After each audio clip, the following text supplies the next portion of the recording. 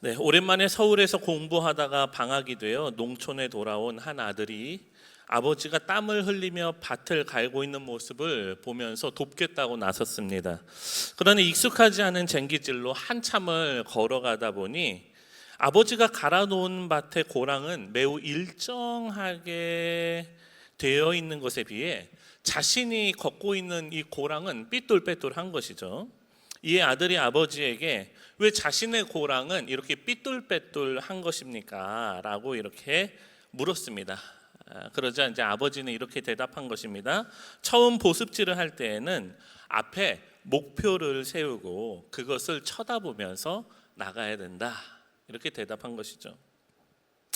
이에 자신감이 생긴 아들은 목표를 세우고 다시 밭을 갈기 시작했습니다.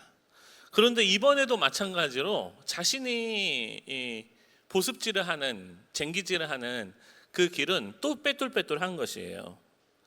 그래서 한숨을 내쉬며 아버지 이게 힘든데요, 왜 안 되는 것이죠? 이렇게 했더니 아버지가 되레요 이 아들에게 다시 묻는 것입니다. 네가 무엇을 목표로 삼고 쟁기질을 했느냐, 이렇게 물은 것이죠. 그러자 아들이 앞에 있는 소 발자국을 보고 갈았습니다 라고 대답을 한 것이었습니다. 아버지는 따뜻한 음성으로 이와 같이 답변해 주었습니다. 황소가 좌우로 움직이니 그 발자국을 따라서 쟁기질을 하면 아무런 의미가 없다. 쟁기질을 할 때에는 요동하지 않는 어떤 것에 목표점을 두고 그것을 멀리 바라보면서 쟁기질을 해야 한다. 아버지는 저기 보이는 나무 한 그루를 목표점으로 삼고 그리고 쟁기질을 하니까 이와 같이 올곧게 갈 수 있었다라는 이야기를 해주었다고 합니다. 사랑하는 성도 여러분, 사람들은 오늘도 무엇을 향하여 갑니다. 걷기도 하고 달리기도 하죠. 장거리 경주를 위하여 페이스를 유지하면서 천천히 호흡을 고르면서 뛰어가는 사람도 있고, 그동안 너무 빨리 달려와서 천천히 걸어가는 사람도 있습니다. 또한 인생에 있어서 단 한 번도 그와 같이 해본 적 없는 것처럼 전력을 다해서 힘을 내서 뛰어가는 사람도 있습니다. 다만 우리가 마라톤처럼 뛰어가든지 천천히 걸어가든지 그리고 전력을 다해서 한 목표점을 향해서 뛰어가든지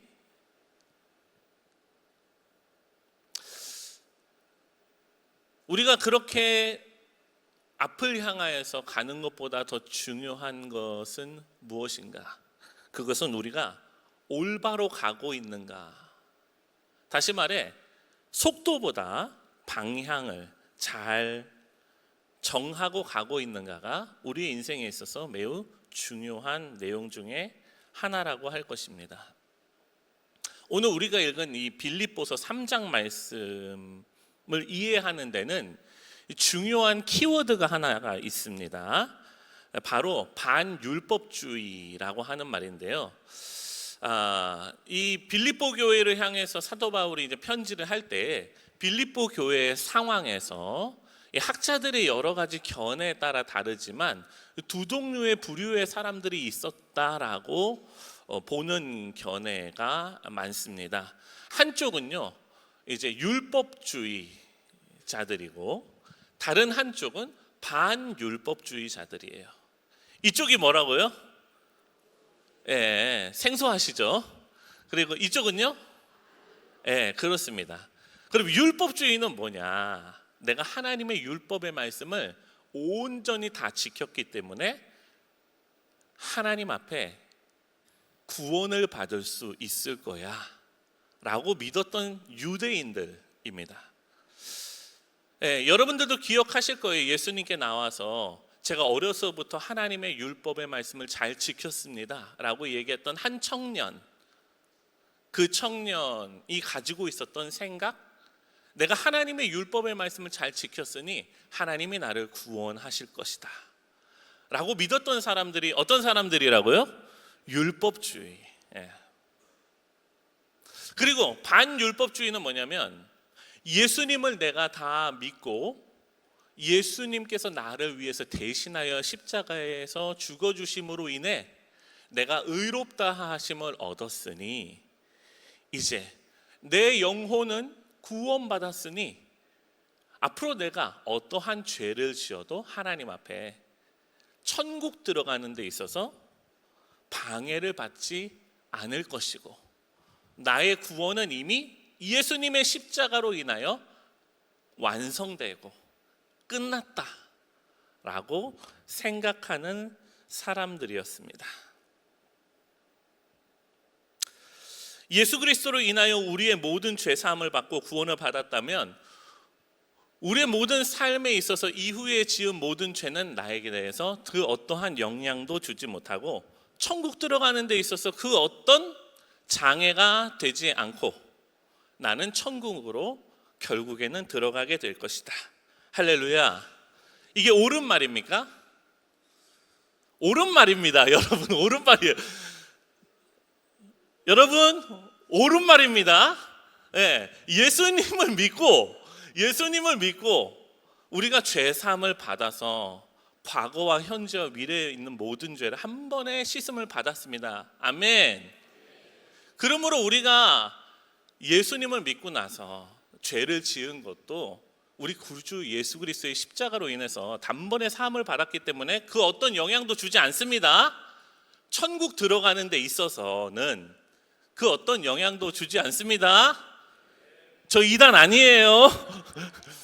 대한예수교 장로회 합동층 목사입니다.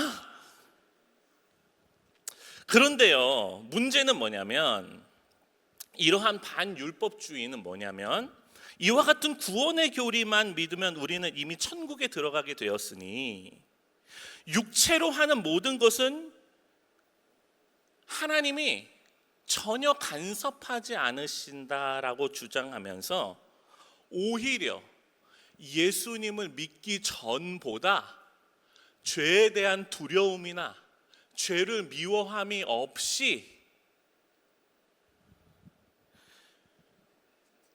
담대하게 죄를 범하고 쾌락을 즐기며 방종하며 살던 사람이 있더라는 것이죠.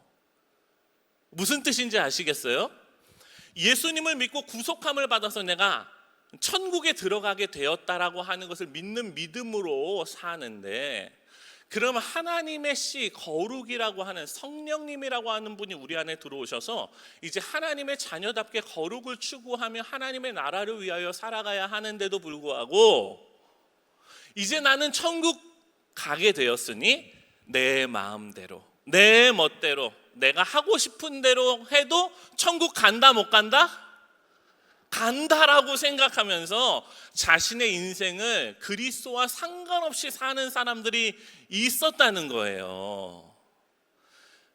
그러한 부류를 향해서 갈라디아서에서 사도 바울은 너희가 성령으로 시작하였지만 육체로 마치는구나 라고 말하는 대상들이 있었다는 것이죠. 여러분들은 앉아 계시면서 에이 저는 그런 삶을 사는 사람이 아닙니다 라고 생각할 수 있지만요, 지금 우리 대한민국의 현대 교회의 많은 성도들은 이와 같은 신앙을 가진 사람들이 많이 있습니다. 예수님을 믿고 구원을 받았다고 확신한 나머지 남은 모든 내 인생은 내가 주인처럼 살아가는 것, 예수님을 구주, 나의 주인으로 인정하며 예수님을 마음속에 모셔드릴 때는 주님 내 마음에 오시고 내 삶을 온전히 통치해 주세요라고 기도하지만, 그러나 우리가 천국 가겠다라고 하는 확신과 구원의 확신을 하나님이 우리에게 주신 이후에는 주님, 이제 제 인생은 제가 살게요. 제발 제 인생에 간섭하지 마세요. 그리고 저 어차피 천국 가잖아요, 주님. 그러니 남은 인생 좀 편안하게 살다 가고 싶어요. 라고 말하는 사람들이 있다는 것이죠. 근데요, 그런 사람들을 향해서 우리들은 무엇이라고 부르느냐? 구원파라고 부릅니다. 뭐라고요? 구원파. 오늘 본문에 나오는 반율법주의. 나는 예수님 앞에 구원을 받았으니 천국 들어가는 것은 따놓은 당상이 되었고 내 마음대로 내가 원하는 대로 살아도 된다고 생각하는 사람들. 그러나요, 불편한 진실이지만 우리 한국교회 안에서 이러한 반쪽짜리도 못 되는 그리스도인들을 생산하고 있는 것이 현주소가 아닌가 생각해 봅니다.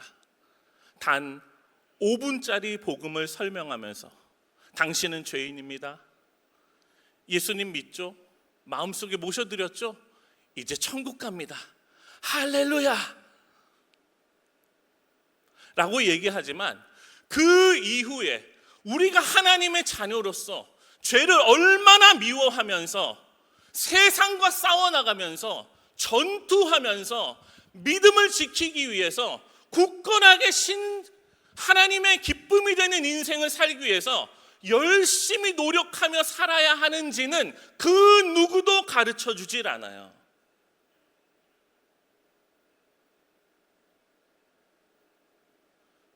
여러분 정말 신앙생활 잘하고 계십니까? 여러분 지금 믿음 가지고 천국 들어가실 수 있으시겠어요? 라고 얘기하면 조금 이제 심각하게 죄송합니다.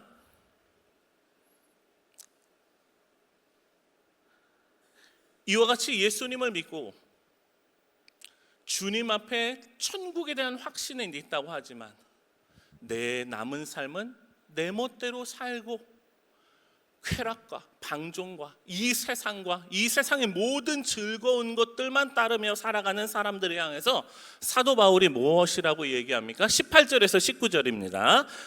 시작. 내가 여러 번 너희에게 말하였거니와 이제도 눈물을 흘리며 말하노니 여러 사람들이 그리스도의 십자가의 원수로 행하느니라. 그들의 마침은 멸망이요 그들의 신은 배요 그 영광은 그들의 부끄러움에 있고 땅의 일을 생각하는 자라. 사랑하는 성도 여러분, 거듭난 하나님의 자녀이지만 여전히 우리의 시선은 이 땅을 향해 있습니다. 얼마나 좋은 음식을 먹을 것인가, 얼마나 재밌는 일을 할 것인가, 무엇이 나를 더 즐겁게 해줄 것인가 늘 찾고 있죠.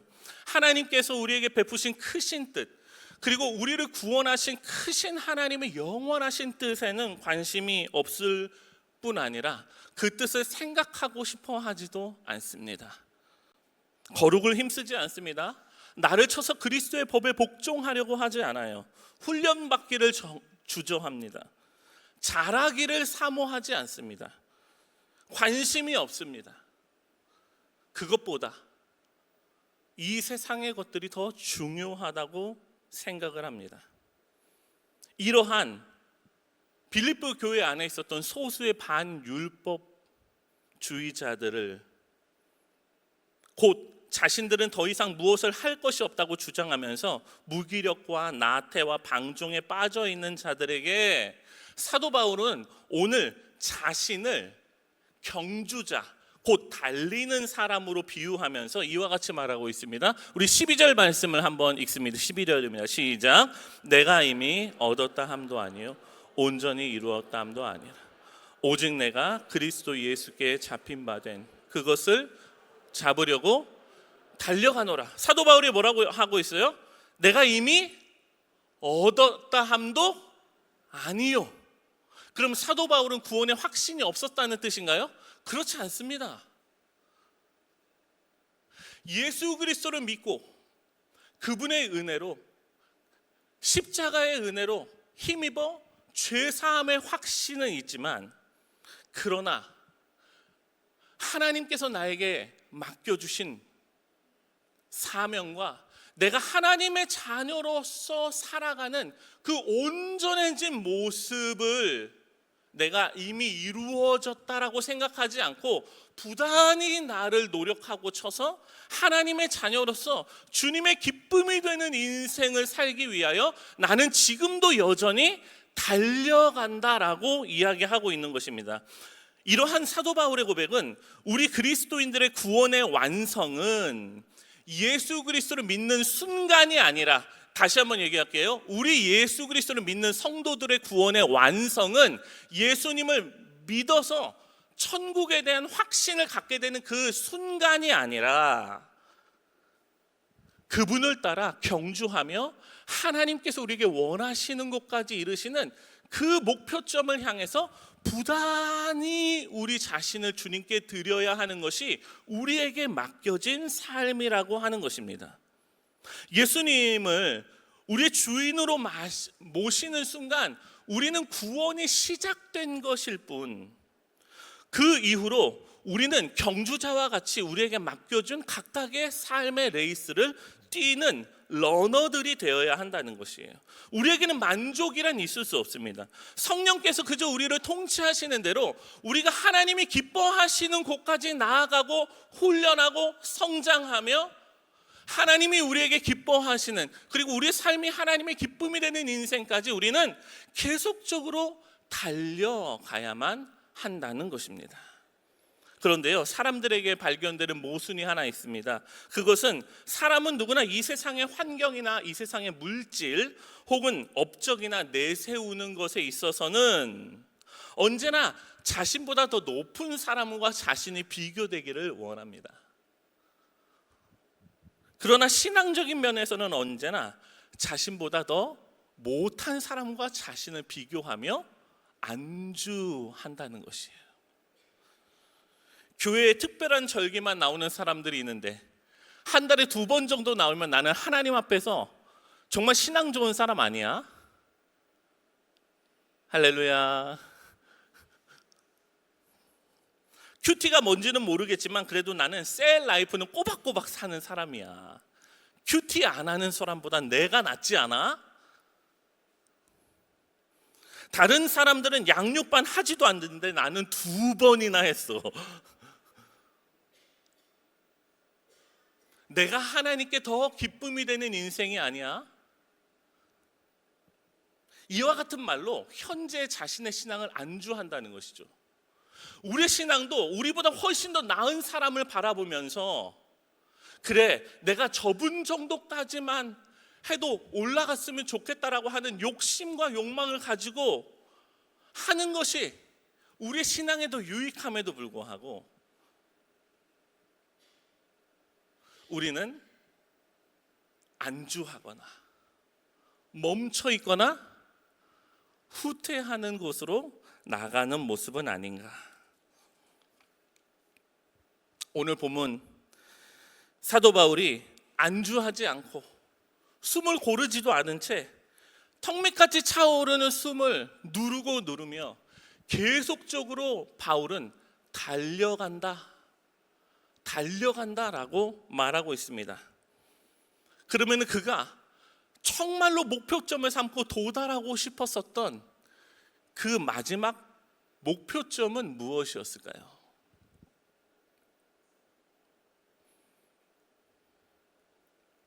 당시 제가 설명드린 대로 반율법주의자들은 이제 믿음으로 하나님의 나라를 소유하였으니 우리가 할 것은 다 했다고 말하며 방탕과 관능주의에 빠져 있었습니다. 바울은 그것을 보고 자기도 예수 그리스도께 붙들려 하나님의 나라를 기업으로 받은 사람이지만 그럼에도 불구하고 나는 너희들과 다르게 요동하지 않고 여전히 추구하며 달려가는 목표가 있다라고 얘기하고 있는 것입니다. 우리 13절에서 14절 말씀을 읽습니다. 시작. 형제들아, 나는 아직 내가 잡은 줄로 여기지 아니하고 오직 한 일, 즉 뒤에 있는 것은 잊어버리고 앞에 있는 것을 잡으려고 표대를 향하여 그리스도 예수 안에서 하나님께서 부르신 부름의 상을 위하여 달려가노라. 아멘. 바울은 지금 자기 몸을 앞으로 쭉 내밀고 두 눈은 멀리 보이는 표대에 고정하고 집중하며 전력을 다해 달려가고 있습니다. 지나온 것을 되돌아볼 여력도 없습니다. 오직 지금 달리고 있는 어떤 레이스와 끝에 보이는 목표점만 주목할 뿐이에요. 과거의 실패나 실수에 대한 두려움, 자책도 벗어버려야 합니다. 지금 내 모습에 자만할 여력도 없습니다.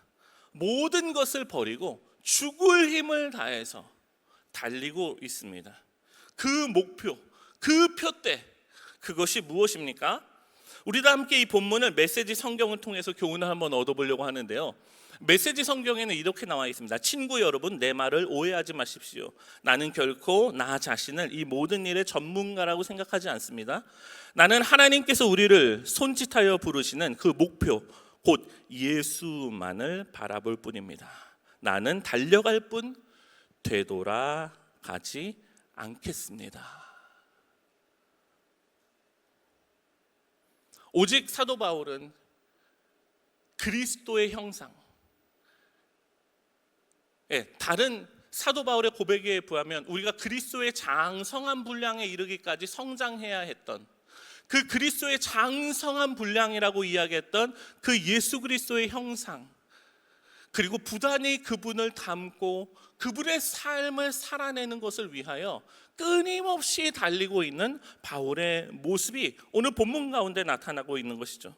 바울은 이와 같이 끊임없이 그리스도 예수를 목표로 삼아 뛰고 달리며 전진하는 사람에게 결국 하나님께서 주시는 보상과 은혜를 디모데후서 4장 7절에서 8절 말씀을 통해서 우리 가운데 이야기합니다. 한번 읽습니다. 시작. 나는 선한 싸움을 싸우고 나의 달려갈 길을 마치고 믿음을 지켰으니 이제 후로는 나를 위하여 의의 면류관이 예비되었으므로 주 곧 의로운 재판장이 그날에 내게 주실 것이며 내게만 아니라 주의 나타나심을 사모하는 모든 자에게도니라. 아멘. 그런데요, 오늘 디모데서도 마찬가지고 빌립보서도 마찬가지입니다. 이 빌립보서도 여러분 옥중서신이라고 하는 것에 속해져 있는 성경이죠. 사도 바울이 감옥이라고 하는 곳에서 편지를 쓴 것이고요. 이 빌립보서 1장에 보면 사도 바울이 이번에 마지막으로 내가 감옥에서 풀려날 수 있을지 아니면 죽게 될지에 대한 기로에 놓였던 사도 바울의 편지가 이 빌립보서였습니다. 그리고 우리가 예상하는 대로 이 빌립보서가 끝나고 나서 바울은 석방되지 못하고 죽음을 맞이하게 되는 순간입니다. 사도 바울의 개인적인 운명과 또 나이도 많은 상태에 있는 사도 바울이 썼던 편지가 이 빌립보서예요. 근데 이 빌립보서에서 3장에서 나이가 많은 바울이 우리에게 무엇이라고 얘기하냐면 나는 달리고 있다라고 설명하는 겁니다. 할렐루야. 이곳에 계신 우리 장로님들, 우리 권사님들, 그리고 저의 어머니, 아버지 정도 나이가 되시는 우리 어르신들, 여러분들을 통해서도 하나님께서 영광을 받으시고 또 주변에 있는 모든 분들에게 나는 여전히 그리스도를 향해 달리고 있다 라고 고백하실 수 있는 우리 어르신 세대가 되시기를 예수님의 이름으로 축원합니다.